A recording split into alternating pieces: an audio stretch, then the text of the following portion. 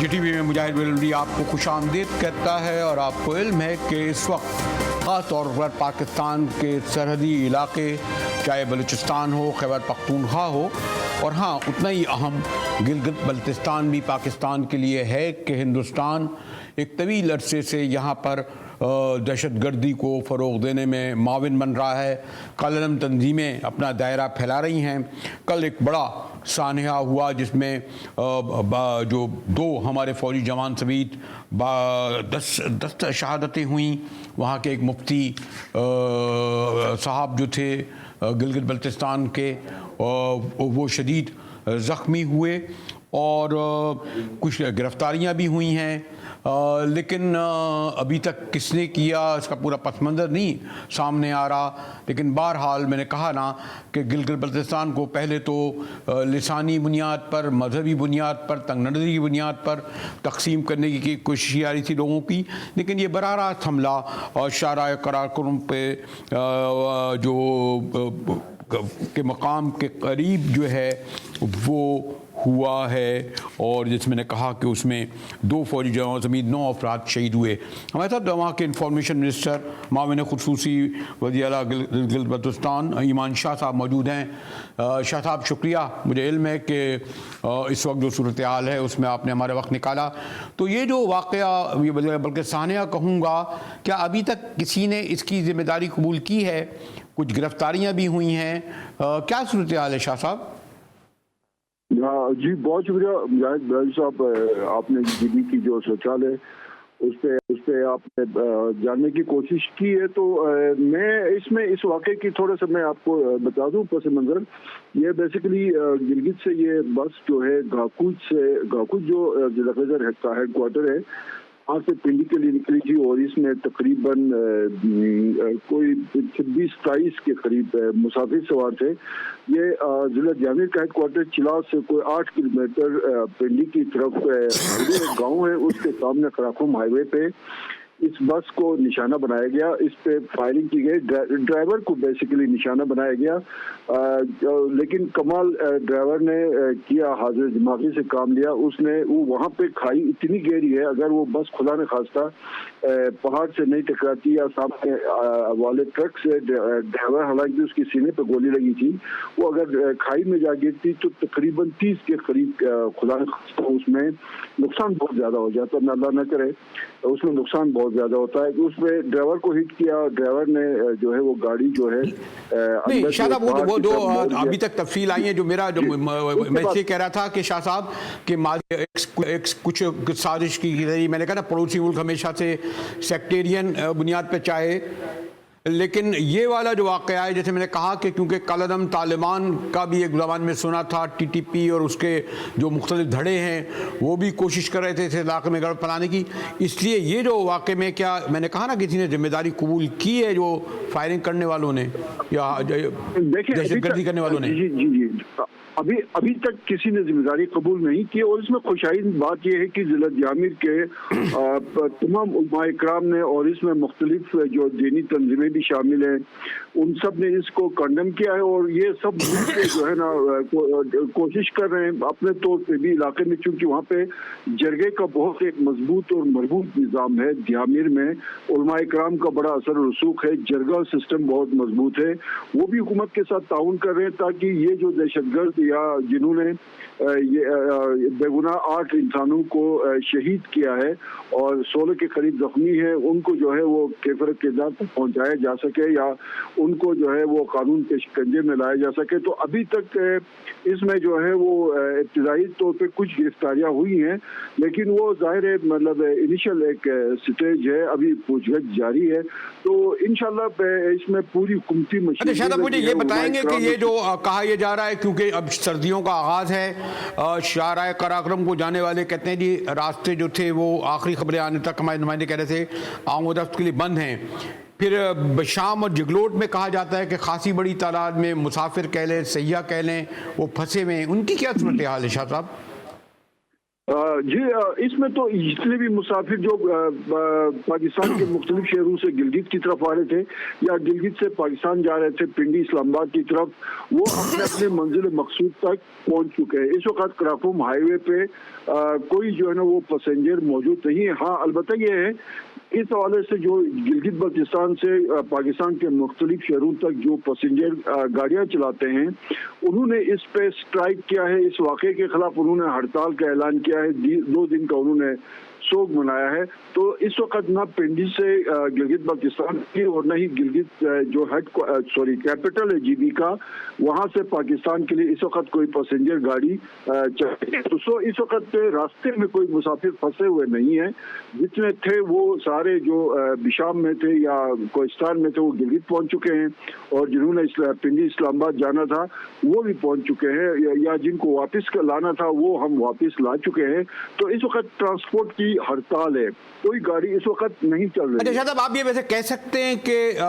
اس طرح کی دہشت گردی جو کے پی میں ہو رہی ہے باقاعدہ منظم طور پر, جیسے میں نے کہا نا لشکر سپاہ کالعدم ٹی ٹی پی کے مختلف گروہ اور وہ خاصے اندر تک آ گئے, اس طرح بلوچستان میں مختلف جو لبریشن نام نہاد تنظیمیں, گلگت بلتستان میں خدا نخواستہ ایسی صورتحال تو نہیں کہ انہیں کوئی موقع مل گیا ہے آپ کے اندرون علاقوں میں؟ جی اس طرح کی کوئی صورتحال نہیں ہے. البتہ ہم اس کو سپیک ظاہر ہے گلگت بلتستان جو ہے وہ پوائنٹ ہے جی. اس کے علاوہ یہاں پہ جو 60s کے بعد سب سے بڑا پروجیکٹ بن رہا ہے جامع بشا ڈیم, $21 ارب کا پروجیکٹ ہے. وہاں پہ چائنیز انجینئرز بڑی تعداد میں ہیں, لیبر کام کر رہی ہے اور ابھی کچھ دنوں کے بعد دریائے سندھ کا پانی جو ہے اس کا وہ رخ ہے وہ موڑا جانا ہے. یہ سمجھ لیں اگر یہ پانی والا رخ جو ہے جو لاکھوں سال سے جس راستے پہ بہ رہا تھا اس کو موڑنے کا مطلب یہ ہے کہ جامع بشا ڈیم پہ ایک بڑا سنگمیل عبور کرنے والی بات ہوگی. تو یہ جو پروجیکٹ ہے یہ شاید دشمن کو کھٹکتا ہے. یہ پاکستان کی اکانومی کے لیے بہت اہم ہے. 120 کلومیٹر پہ اس کا ریزروائر بنے گا, پانی کا ذخیرہ اکٹھا ہوگا, 4,500 میگا واٹ بجلی سستی بجلی پیدا ہوگی. سالانہ تقریباً 18 ارب یونٹ جو ہے یہاں سے پاکستان کے سسٹم میں تقریباً 3.5 سے 4 روپے میں بجلی شامل ہوگی. تو یہ بہت ایک ہم سب کے لیے ایک چیلنج ہے. یہ جو پروجیکٹ ہے یہ اس کی تکمیل اگر انشاءاللہ 2.5-3 سال میں جامع بشا ڈیم کا کام مکمل ہو جائے گا تو اس پروجیکٹ کے حوالے سے ہم سب کو جو ہے نا اس میں بہت زیادہ ہم سب کانشیس ہیں, اس پہ نظر رکھی ہوئی ہے. تو انشاءاللہ یہ جو دشمن کے عزائم ہیں ان کو ناکام بنائیں گے اور اس میں ظاہر ہے میڈیا کا بڑا ہوگا, آپ کا ایک بہت بڑا کردار ہے اور اس حوالے سے تو یہاں پہ نہیں میں اسی لیے شاہ صاحب اسی لیے کہہ رہا تھا کہ یعنی اس سوال پہ میں آنے والا تھا سپیک کے, کیونکہ سپیک کو ناکام بنانے کے لیے تمام ہی ہمارے روایتی دشمن سرگرم عمل ہیں اور ان کا ٹارگٹ خاص طور پر یہ شاہراہ قراقرم ہوتی ہے جو وہ شاہراہ جو چائنا سے ہمیں ملاتی ہے, پھر یہی بلوچستان اور میں بھی سرگرم عمل ہیں. تو آپ جس طرح کے بتا رہے ہیں کہ یقیناً یہ شاہراہ سی پیک سے سب سے فائدہ جو ہے گلگت بلتستان کے عوام کو ہوگا, ان کے دوسرے جگہ آنے ہوگا. تو جو آپ کے جو ٹارگیٹڈ ہیں اکانومیکل سپیک کے حوالے سے انشاءاللہ وہ آپ سمجھ رہے ہیں کوئی اس میں رکاوٹ اس طرح نہیں آ سکے گی؟ جی نہیں, اسی طرح کام زور شور سے جاری ہے. آپ کو میں ایک اور بات بتا دوں, یہ جو میں ابھی جامع بشا ڈیم کا ذکر کر رہا تھا, جامع بشا ڈیم سے صرف 70 سے 80 کلومیٹر کے فاصلے پہ بشام کی طرف داسو ڈیم بن رہا ہے. داسو بجلی کا ہے, یہ بھی تقریباً 4,500 کا ہے. صرف جامع بشا ڈیم کا فرق یہ ہے وہاں پہ پانی کا سب سے بڑا ذخیرہ بھی بنے گا اور بجلی کی پیداوار بھی ہوگی اور ساتھ ہی داسو ڈیم ہے. تو یہ دونوں ڈیم ایک ساتھ کمپلیٹ ہو رہے ہیں 1.5 سال یا سال کے وقفے سے, اور دونوں سے ملا کے 9,000 میگا واٹ سستی بجلی پاکستان کی گرڈ میں شامل ہوگی. تو آپ خود دیکھ لیں کہ 9,000 میگا واٹ بجلی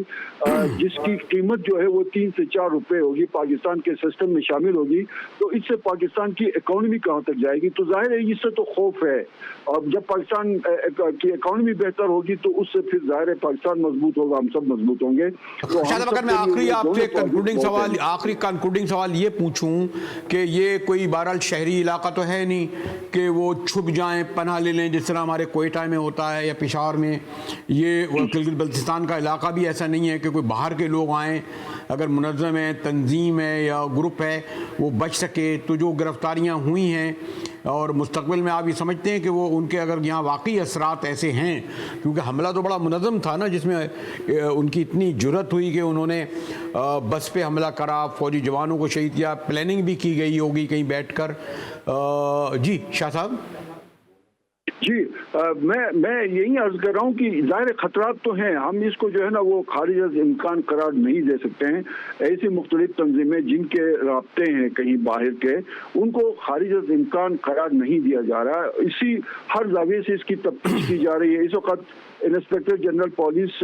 चिलास में बैठे हुए हैं, सारी फोर्सेज हैं और हसास इदारे वहाँ पे बैठे हुए हैं, शवाहिद इकट्ठे किए जा रहे हैं और इसका बड़ी बारीकबीनी से जायजा लिया जा रहा है, क्योंकि जिस जगह पे ये वाक़या हुआ है उसी एरिया में चाइनीज इंजीनियर्स का सबसे बड़ा नेटवर्क है, कैंप है, जहाँ पे वो काम कर रहे हैं। पाकिस्तान को की तरक्की के हवाले से उनका किरदार है चाइना का, तो इसको बहुत बारीकबीनी से देखा जा रहा है और इंशाल्लाह आपको अगले 3-4 दिन में अच्छी खबर मिलेगी।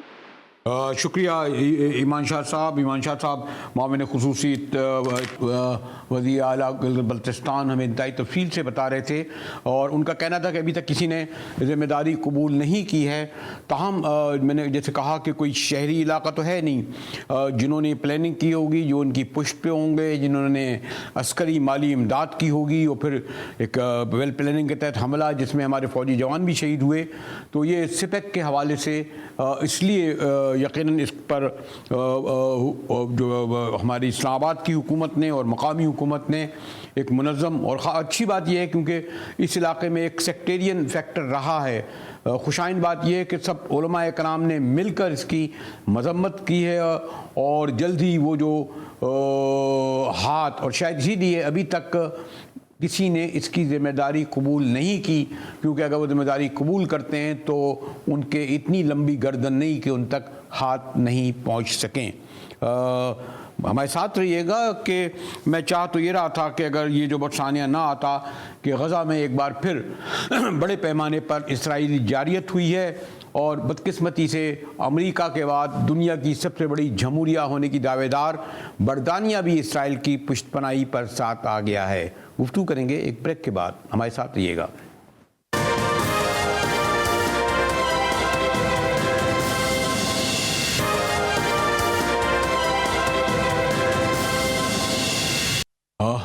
ये जो कुछ सानिया, जो चीखो पुकार, जो बमबारी, पता नहीं कैसे संग दिल लोग होते हैं जो इस पर बेहिसी से, खामोशी से ये सब कुछ देख रहे होते हैं। यानी आप गौर कीजिए कि दुबई में COP28 के तहत सारी दुनिया के सरबराह मौजूद थे और ये उस वक्त हो रहा था ये सब कुछ जो कुछ गज़ा में हो रहा है। कहते हैं जी क्लाइमेट चेंज पर कॉन्फ्रेंस हो रही थी। यानी ये क्लाइमेट चेंज, यहाँ तो निहत्ते फ़लस्तीनियों को जिस तरीके से निशाना बनाया जा रहा है, यानी आज सिर्फ जो बम्बा 200 हमले हुए हैं उनमें 700 मज़ीद फ़लस्तीनी शहीद हुए हैं। 1500 जो हैं 15,000 अब तक फ़लस्तीनी शहीद हो चुके हैं और कहा जा रहा है कि जी क्लाइमेट चेंज कॉन्फ्रेंस में हाँ ईरान का जिक्र करना चाहिए कि तेहरान ने उसका बायकाट किया कि इसराइली नुमाइंदा मौजूद था। अफसोसनाक अमर है कि चाहे हमारे निगरान वज़ीर आज़म का बयान तो बड़ा दिया है उन्होंने, मजम्मत भी की है, लेकिन दीगर ममालिक में अगर मैं गौर करूँ तो हमास के साथ कम से कम उनको जो इंसानी बुनियादों पर मदद मिलना चाहिए उसका जिक्र तक नहीं आया कि जनाब ये एजेंडे में नहीं था।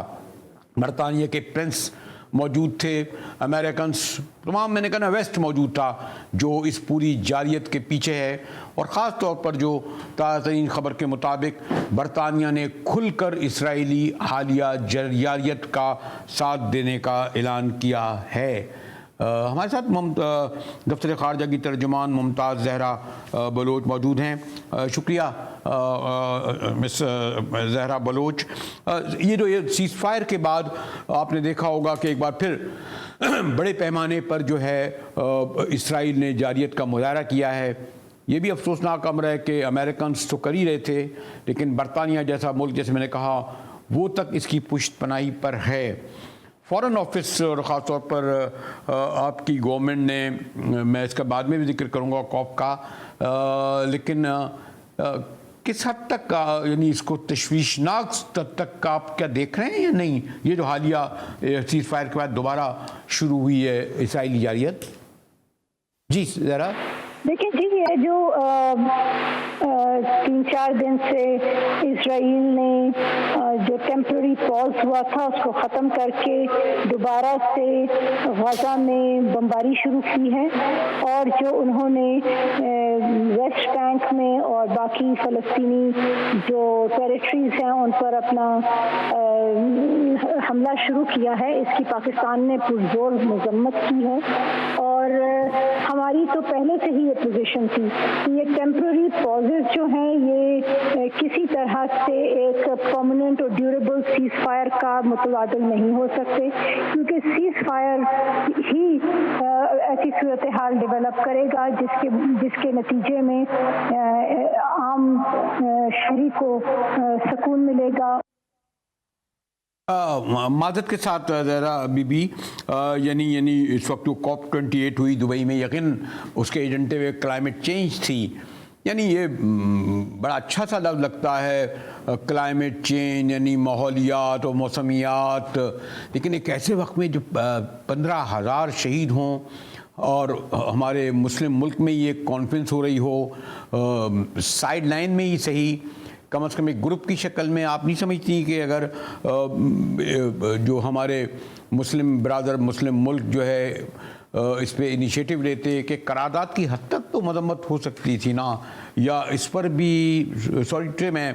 اس حساسیت سمجھتا ہوں، اور آپ کی جو پوزیشن ہے اس کو بھی اس لیے میں زیادہ کچھ نہیں کہوں گا، لیکن پھر بھی یہ سوال تو آئے گا نا زہرا بلوچ صاحبہ؟ جو کانفرنس ہو رہی ہے وہ کانفرنس ہے کلائمیٹ چینج پر۔ آپ جس طرح جانتے ہیں کلائمیٹ چینج ایک بین الاقوامی مسئلہ ہے، اور پاکستان تو کلائمیٹ چینج کی وجہ سے ایک بہت ہی ولنریبل سچویشن میں ہے، تو ہم سمجھتے ہیں کہ پاکستان کو ہر اس فورم پہ ہونا چاہیے جو ہمارے حق میں ہے، اور جہاں پر پاکستان کے مسائل حل ہو سکتے ہیں، تو اس وجہ سے پاکستان کی وہاں پارٹیسپیشن اہم تھی، اور اسی سلسلے میں ہم نے وہاں پارٹیسپیشن کی۔ ذرا بھی جو غالباً یقیناً پاکستان کا اس میں جو کردار ہے اس کو ہم نظر انداز نہیں کر سکتے، خاص طور پر آپ مجھ سے زیادہ جانتی ہیں، سب سے بڑا ایشو یہ تھا کہ جو اسرائیل نے ناکہ بندی کی ہوئی تھی غزہ کی، ایک مصر کا راستہ کھلا تھا جہاں سے امداد ابتدا میں آ بھی رہی تھی، لیکن بدقسمتی سے جمال عبد الناصر کا مصر اس نہج پر پہنچ گیا ہے کہ اس میں بھی وہ ایک بلیک میلنگ کر رہے تھے کہ ہمیں کیا ملے گا اس سے، وہی ایک شاید غالباً راستہ تھا جسے امداد، لیکن یہ جو سیز فائر ہوئی ہے اس میں خاصی بڑی تعداد میں جو غیر ملکی تھے وہ بھی نکلے، مجھے نہیں علم کہ کس حد تک ہمارا بھی کنٹریبیوشن کتنا ہے، کیا انہیں پانی جیسی ضرورت چیز، غذا، بجلی تو خیر بہت بڑی چیز ہے، اسپتالوں تک پہ حملے ہوئے ہیں، طبی امداد، اس پہ کتنی آپ ہمیں کیسے بتا سکیں گی کہ پاکستان بھی اس میں کوئی کردار ادا کر رہا ہے، اور یہ خاص طور پر ان ممالک پہ پریشر ڈال رہا ہے اور جن سے بڑے اچھے ہمارے تعلقات بھی ہیں جو اس کو وہاں تک پہنچ بھی سکتے ہیں؟ زہرا بلوچ صاحبہ جی، وہاں پہ آپ جانتے ہیں کہ جو رفح کراسنگ ہے اس پر اسرائیل نے بہت سخت پابندیاں لگائی ہوئی ہیں، کچھ دیر کے لیے وہ کھولتے ہیں اور پھر اس میں کچھ اسسٹنس جا سکتی ہے، اس کے بعد وہ پھر بند کر دیتے ہیں، اور اسی کانٹیکسٹ میں ہماری یہ بار بار ڈیمانڈ رہی ہے کہ غزہ کا محاصرہ اٹھایا جائے اور وہاں پر ہیومینیٹیرین اسسٹنس پوری طرح سے جا سکے، اور یہی پاکستان کی بھی جو اسسٹنس وہاں تک پہنچی ہے اس کو بھی وہاں پہنچنے میں بڑے دن لگے ہیں، اور باقی دنیا کی بھی اسسٹنس بڑی بھاری تعداد میں وہاں پہ موجود ہے، ایجپٹ میں ٹرکس کی قطار موجود ہے، لیکن وہاں پر جب تک اسرائیل نے پابندیاں لگائی ہوئی ہیں یہ بہت مشکل ہو رہا ہے وہاں تک اسسٹنس پہنچانا۔ بہت بہت شکریہ ممتاز زہرا بلوچ، ترجمان دفتر خارجہ ہمارے ساتھ تھیں، اور میں ہمیشہ شکریہ ادا کرتا ہوں کہ جب بھی خاص طور پر کیونکہ بڑے حساس معاملات ہوتے ہیں خارجہ ایک بیہائنڈ دا سین بھی بہت سارے مسائل ہوتے ہیں، پھر پاکستان خود بھی خطرات میں گرا ہوا ہے، لیکن ممتاز زہرا بلوچ ہمیشہ بڑا واضح دو ٹوک متوازن اپنا موقف یعنی ہمارے ملک کا ہماری خارجہ پالیسی کا بیان کرتی ہیں۔ اس کے ساتھ چلتے ہیں ایک بریک کی جانب، جلدی حاضر ہوتے ہیں۔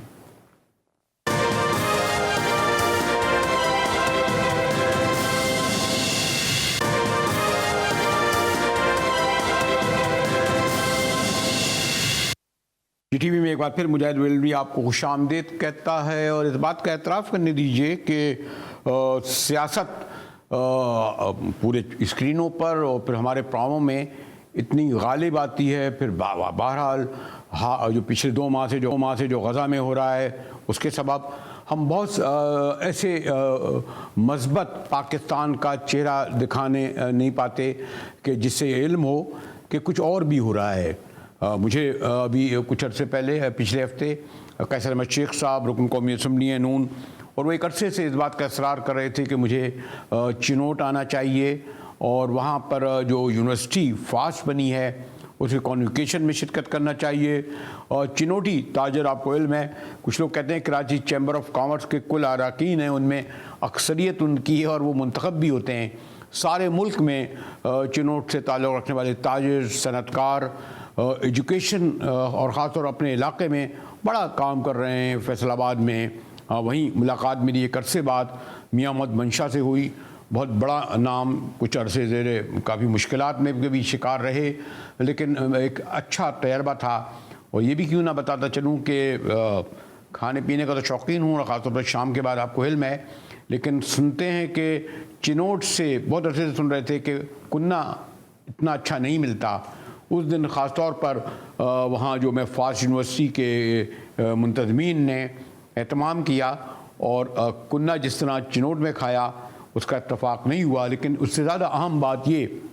کہ فاس یونیورسٹی، ابھی آپ دیکھیں گے مجھے ایسا لگا کہ میں دنیا کی کسی بھی ملک میں تھوڑا بہت جانے کا اتفاق ہوا ہے، برطانیہ میں خاص طور پر جو میری بیٹیوں کی جو وہاں پر گریجویشن کے موقع پر جو تقریب ہو رہی تھی یا کانوکیشن ہو رہے تھے، اور کسی طور پر بھی یہ علاقہ، یہ خاص طور پر یہ چنوٹ کی یہ یونیورسٹی مختلف نظر نہیں آئی۔ تو آئیے میرے ساتھ چنوٹ چلیں، چنوٹ کی فاس یونیورسٹی میں، جہاں میں نے کہا نا کہ میں نے کئی ادارے اور اپنی آنکھوں سے جو کچھ دیکھا، آج وقت ملا تو میں نے سوچا یہ آپ کو بھی اس میں شریک گفتگو کروں کہ پاکستان کا، میں نے کہا نا، ہماری ایجوکیشن ہو، ہیلتھ ہو، اس کا ہم خوفناک سے خوفناک چہرہ، بھیانک سے بھیانک چہرہ تو سنسنی خیز سرخیوں کے ساتھ دکھاتے ہیں، لیکن پاکستان کا جو سافٹ امیج ہے، جو پازیٹیو امیج ہے ایجوکیشن میں، ہیلتھ میں، گو کہ ابھی یہ نہیں کہہ سکتے کہ بہت بڑے پیمانے پر ہو، بہت سارے علاقے یقیناً پسماندہ بھی ہوں گے، محروم بھی ہوں گے، لیکن یہ ایک میرے لیے بڑا اچھا تجربہ رہا۔ چنوٹ کا سفر، لاہور سے کوئی 2-2.5 گھنٹے کا فاصلہ ہے، پھر چنوٹ سے اسلام آباد چلے جائیں تو کوئی 4-5 گھنٹے کا فاصلہ کرتے ہیں، تو میرے ساتھ چلیے ذرا چنوٹ۔ یہ فاسٹ چنوٹ کا جو کیمپس ہے یہ ہمارا ایک خواب تھا۔ چنوٹ کو ہم تعلیمی پاکستان کا مرکز بنانا چاہتے ہیں، اور یہی ہماری خواہش ہے، اور آج جیسے جیسے میں دیکھتا ہوں، ہر سال آتا ہوں، اس خواہش کو پورا ہوتے ہوئے اور آگے بڑھتے ہوئے میں بڑا خوش ہوتا ہوں۔ ہم نے یہ دیکھا کہ بہت بڑی بڑی اپروچز اور ہر قسم کے ہمارے اوپر دباؤ پڑے ہیں، لیکن آج تک کوئی بھی 35 سال سے میں فاسٹ کے بورڈ آف گورننس میں ہوں، کبھی کوئی ایسے بچے کو ہمیں شکایت نہیں ملی کہ میرٹ سے ہٹ کے کبھی کسی کا داخلہ ہو۔ میرا یہ وعدہ ہے آپ سب بچوں سے کہ کسی بچے کا جس کا والدین افورڈ نہیں کر سکتے، میرٹ میں وہ آ جائے، اس کے آگے وہ اس کو پریشان ہونے کی ضرورت نہیں، جس طرح وہ افورڈ کر سکتے ہیں وہ کرے۔ باقی سب ہم پوری ذمہ داری لیتے ہیں، آپ کو میں ہر بار آپ سے کہتا ہوں، ذمہ داری سے ہم کہتے ہیں کہ ہم پورے کا پورا اس کے اخراجات افورڈ کریں گے۔ I think we need a lot of education for our people, but I would like to maybe deviate a little bit from what Kaisar has been saying. It's a great university, but only by educating people we are not going to solve the problem of this country. There are countries which are less educated and are doing better. And I happened to spend some time in Bangladesh also. And there what I saw was how they developed their part of Pakistan after 1971. And how they have progressed. And how their industries have been given incentives and initiatives. And today they are the second largest garment manufacturer. So I believe with education we need to also streamline our system of governance. एक article शायद कारदार ने लिखा था on the 24th of May in Dawn, and which I strongly believe that he was right or he wrong. 2/3 of the people who work in the government organization have no job. फजूल लोगों को बिठाया हुआ है, नौकरियां लगी हुई हैं और ये सारा पैसा जो है इसको निकाल देते हैं। जितना भी आप टैक्स रेट कर रहे हैं इस मुल्क में, कभी भी आपका हिसाब किताब पूरा नहीं हो सकता जब तक ये जो ड्रेन है, ये जो होल्स है, ये नहीं फेल होंगे। तो we need to, मेरे शौकत अली साहब को जब प्राइम मिनिस्टर थे, he was a friend of mine, I said to him कि ये PIA को $1 पर बेच दो, जान छुड़ाओ इससे तुम्हारे हुकूक का ये काम नहीं। तो एवरी प्राइम मिनिस्टर डील करेंगे और इसको थोड़ा सा ठीक कर लें। वो थोड़ा सा ठीक नहीं हुआ, 450 अरब है, उसके बाद नुकसान हो चुका है जब मैंने उसको ये बात की।